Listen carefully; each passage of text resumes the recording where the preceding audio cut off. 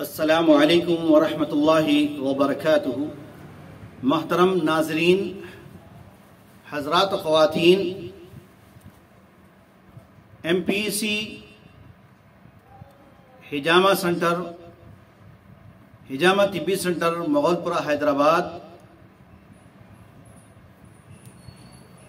الحمدللہ گزشتہ 16 سال سے خدمت انجام دے رہا ہے، اور میں ڈاکٹر سید آصف عمری ہجامہ کے ذریعے سے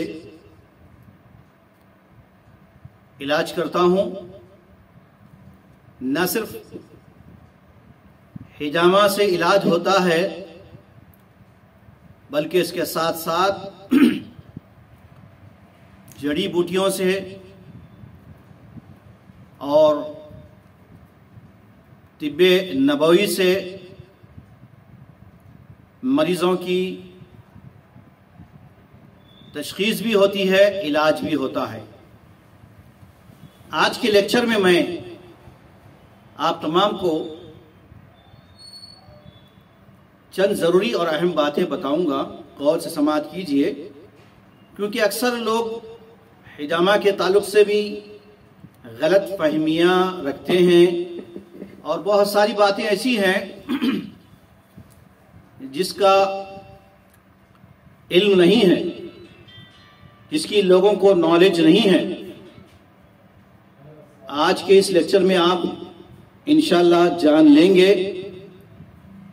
کہ ہجامہ اللہ کے رسول صلی اللہ علیہ وسلم کا وہ بہترین طریقہ علاج ہے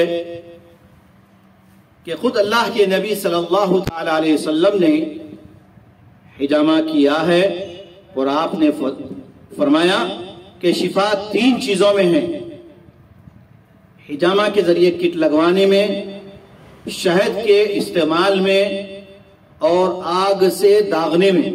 لیکن اللہ کے نبی صلی اللہ علیہ وسلم نے اپنی امت کو آگ سے داغنے کے علاج سے روکا ہے۔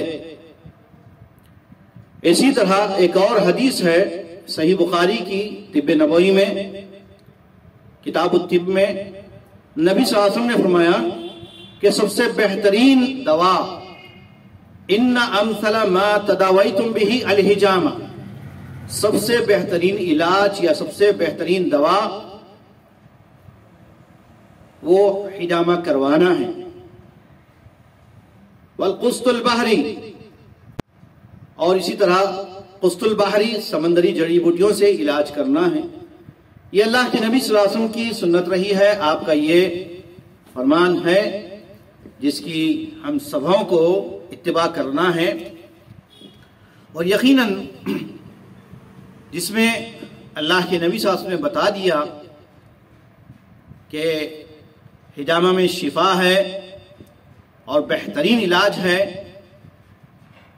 تو اب اس میں شک کرنے کی کوئی گنجائش نہیں ہے۔ ایک اور حدیث ہے کہ شب معراج کے موقع پر اللہ کے نبی صلی اللہ علیہ وسلم کو فرشتوں نے حکم دیا، طبرانی کی یہ حدیث ہے، نبی صلی اللہ علیہ وسلم فرماتے ہیں ما مررت لیلۃ اسری بی علی ملأ من الملائکہ الا امرونی بالحجامہ، کہ آپ صلی اللہ علیہ وسلم نے فرمایا کہ معراج کی رات میرا فرشتوں کی جس جماعت پر بھی گزر ہوا، انہوں نے مجھے ہجامہ سے علاج کرانے کو فرمایا۔ الغرض بہت ساری احادیث ہیں جس سے ہجامہ کی فضیلت معلوم ہوتی ہے، ہجامہ کی اہمیت ہمیں ملتی ہے۔ اور ایک بات یہ بھی بتاتا چلوں کہ اللہ کے نبی صلی اللہ علیہ وسلم نے جادو سے متاثر لوگوں کے لیے بھی ہجامہ کرنے کا حکم دیا۔ حضرت عبد الرحمن بن ابی لیلہ سے روایت ہے کہ جب رسول اللہ صلی اللہ علیہ وسلم پر جادو کیا گیا تو آپ صلی اللہ علیہ وسلم نے اپنے سر مبارک پر ہجامہ لگوایا۔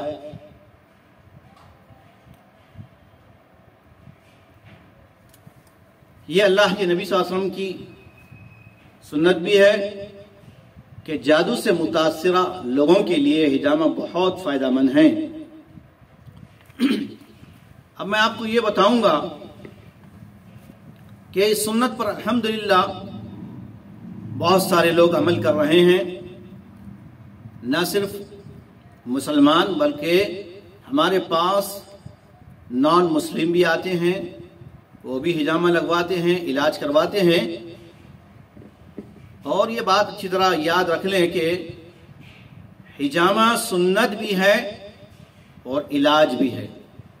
بہت سارے لوگ یہ سمجھتے ہیں کہ صرف جو ہے جسم سے خراب خون نکل جاتا ہے، یہ سنت ہے، اتنا ہی لوگوں کو معلوم ہے، لیکن حجامہ سے 72 سے زیادہ بیماریوں کا علاج ہوتا ہے۔ خود اللہ کے نبی صلی اللہ علیہ وسلم نے فرمایا کہ جس نے چاند کی 17، 19 اور 21 تاریخ کو حجامہ لگوایا تو وہ ہر بیماری سے شفا پائے گا۔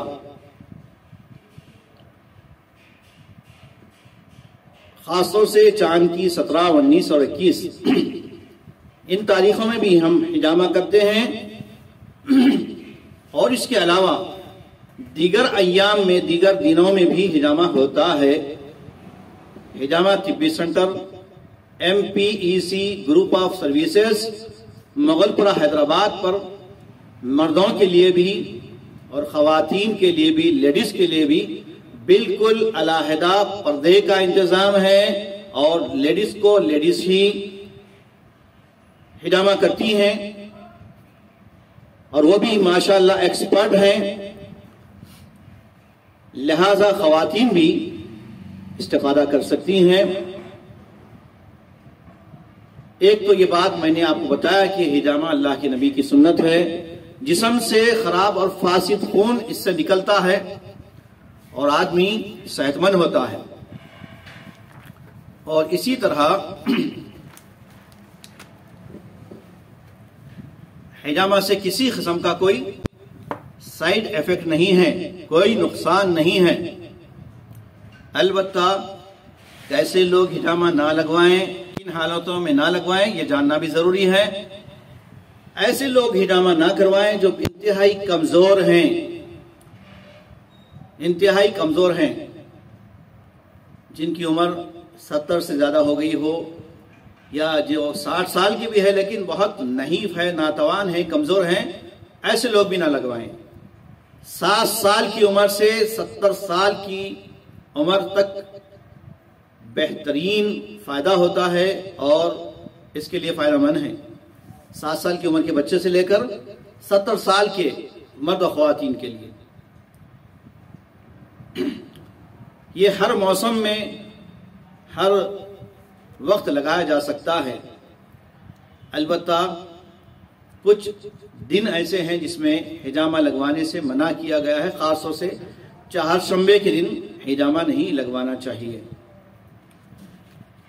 اور اس کے علاوہ دیگر ایام میں علاج کے طور پر کسی بھی وقت لگایا جا سکتا ہے۔ پیر، منگل، جمعرات اور دیگر ایام میں، دیگر دنوں میں بھی بطور علاج حجامہ کروانے میں کوئی قباحت نہیں، کوئی نقصان نہیں ہے۔ ہمارے اس کلینک کے سینٹر کے اوقات ہیں روزانہ 11 بجے سے 3:30 بجے تک، روزانہ 11:30 سے یا 11 بجے سے 3:30 بجے تک۔ ایک دن پہلے 9885650216 پر کانٹیکٹ کریں، اور خواتین 9866742949 پر کانٹیکٹ کر کے اپوائنٹمنٹ لے کر ایک دن پہلے آ سکتی ہیں۔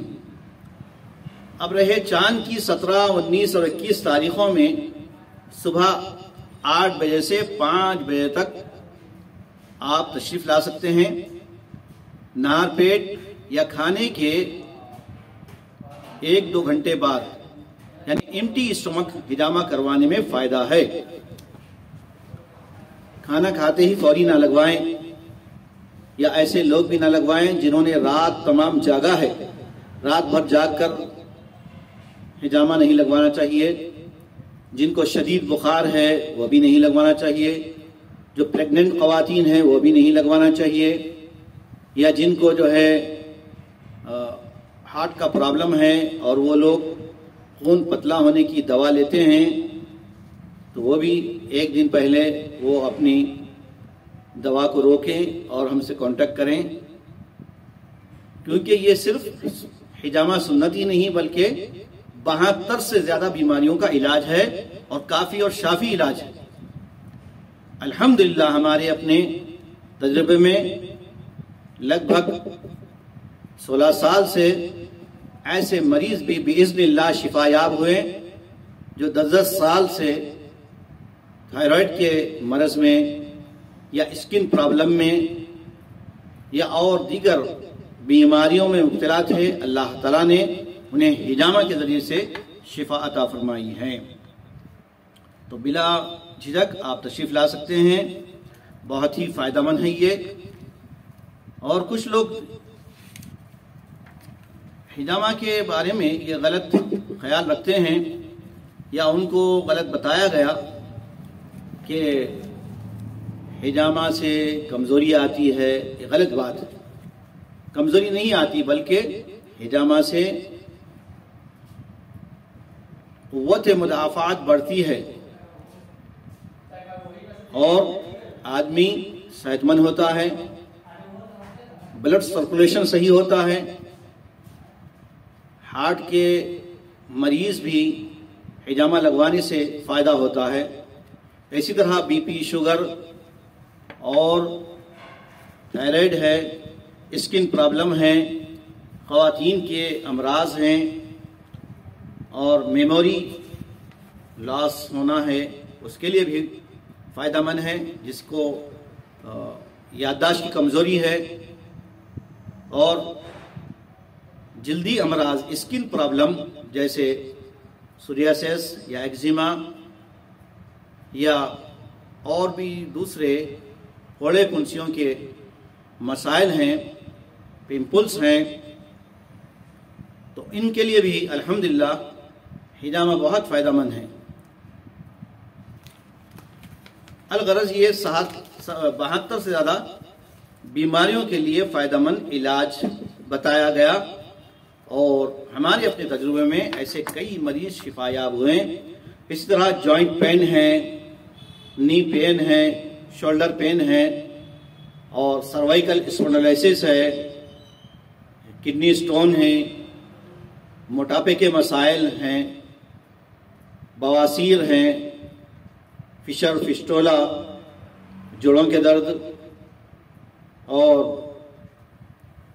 پیٹ کے مسائل ارخان کے لیے بھی فائدہ مند ہیں، نیمونیا کے لیے بھی فائدہ مند ہیں، ایڑیوں کا درد اور بے خوابی کے مسائل، ڈپریشن، ایسے مریض کے لیے بھی الحمدللہ بہت فائدہ ہوا ہے۔ اسی طرح ٹی بی کے مریض کے لیے بھی حجامہ بہت فائدہ مند رہا ہے۔ تو میں آپ تمام سے یہی کہوں گا کہ آپ ضرور حجامہ کروائیے، اس میں کوئی نقصان نہیں، کوئی سائیڈ ایفیکٹ نہیں ہے، لیکن تجربے کار ڈاکٹرز کے پاس کرائیے۔ ہم یہی کہیں گے، ایسے ڈاکٹرز جو حجامہ کی صحیح نالج رکھتے ہیں اور ساتھ ہی ساتھ اگر رقیہ کرنے والے ہیں تو بہت فائدہ مند ہیں، کیونکہ حجامہ کے مریض یا جو لوگ حجامہ کے لیے آتے ہیں وہ لا علم ہوتے ہیں، ان کو پتہ ہی نہیں ہوتا کہ کون سی بیماری ہے۔ الحمدللہ رقیہ شریعہ میں تقریباً 1997 سے کرتا ہوں، اس لیے مریضوں کی تشخیص میں مجھے باذن اللہ کافی تجربہ حاصل ہے کہ اس مریض کو کون سی بیماری ہے، جسمانی ہے، روحانی ہے یا نفسیاتی ہے۔ تو ان ساری بیماریوں کے چیک اپ کرنے کے بعد ہی حجامہ لگواتے ہیں، یا پھر ان کو اگر رقیہ کی ضرورت ہے، رقیہ شریعہ کی ضرورت ہے تو رقیہ کیا جاتا ہے۔ یہ چند ضروری باتیں میں نے آپ کے سامنے بتائی ہیں. میں کوئی پروفیشنل راقی نہیں ہوں، البتہ رقیہ کرتا ہوں اور مریضوں کی تشخیص کرتا ہوں، علاج بھی کرتا ہوں. صرف ان کو دعا نہیں پڑھتا بلکہ مکمل طور پر اس مریض کی جو ہے تشخیص ہوتی ہے، ڈائگنوس ہوتا ہے اور اس کی تمام رپورٹ دیکھی جاتی ہے کہ کس قسم کی بیماری ہے اور اس کے لیے کون سی دوا تجویز کی جائے یا کون سا علاج کیا جائے. اگر دوا سے متعلق چیزیں ہوتی ہے تو ہم دوا دیتے ہیں، اور اگر حجامہ اس کے لیے بہتر ہوتا ہے تو حجامہ کیا جاتا ہے. اور اگر مریض کے اندر کچھ روحانی امراض ہیں، روحانی بیماریاں ہیں، سحر کے امراض ہیں، سحر امراض ہیں یا سحر ابطال ہیں، سحر تخیل ہیں، سحر جنون ہیں یا سحر تفریق ہے، جس قسم کی بیماری ہوتی ہے اس بیماری کی تشخیص ہونے کے بعد ہی ہم اس کا علاج بتاتے ہیں. اور جہاں تک رقیہ کا تعلق ہے، کچھ لوگ ایسے ہیں وہ سمجھتے ہیں کہ بس ایک دعا میں مریض صحت پا جائے اور ٹھیک ہو جائے. اگر اللہ نے چاہا تو ہو بھی سکتا ہے، لیکن اس علاج کے لیے صبر تحمل بے حد ضروری ہے. صبر، توکل ضروری ہے، اللہ پر بھروسہ ضروری ہے، کیونکہ کسی ڈاکٹر کے پاس دوا تو مل سکتی ہے لیکن شفا نہیں مل سکتی. شفا کا دینے والا صرف اللہ تعالیٰ ہے. وَإِذَا مَرِضْتُ فَهُوَ يَشْفِينِ، جب میں بیمار پڑتا ہوں تو اللہ تعالیٰ ہی مجھے شفا عطا فرماتا ہے. تو اللہ تعالیٰ سے دعا بھی کرتے رہنا چاہیے اور بھروسہ اللہ پر کرنا چاہیے. جائز طریقے کا علاج کرنا چاہیے، شرعی رقیہ کرنا چاہیے. الحمدللہ ہم شرعی رقیہ کرتے ہیں. اسی طرح حجامہ بھی کیا جاتا ہے. یہ آپ کو میں اس لیے بتا رہا ہوں تاکہ جو لوگ روحانی امراض میں مبتلا ہیں وہ لوگ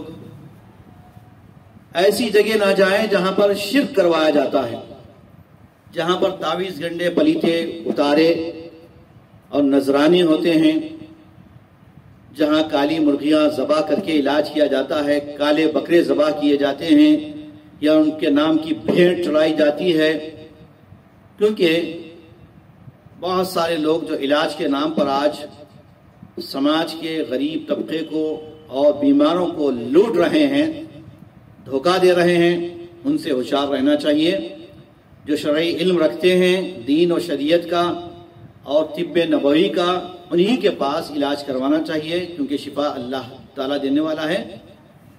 اور ہمیں بھی اللہ تعالیٰ نے عقل دی ہے، تمیز دی ہے، صلاحیت دی ہے، تو ہم علاج کرنے والے عاملین کو، ڈاکٹرز کو پہچان سکتے ہیں کہ کون سے ڈاکٹرز، کون سے عامل اور راقی صحیح علاج کر رہے ہیں.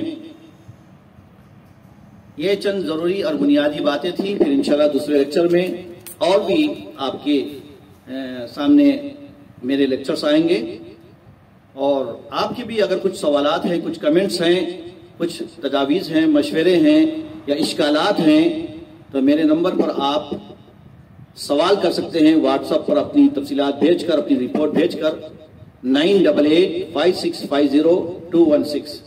میں ڈاکٹر سید آصف عمری، حجامہ ایکسپرٹ، EHMD. السلام علیکم ورحمۃ اللہ وبرکاتہ.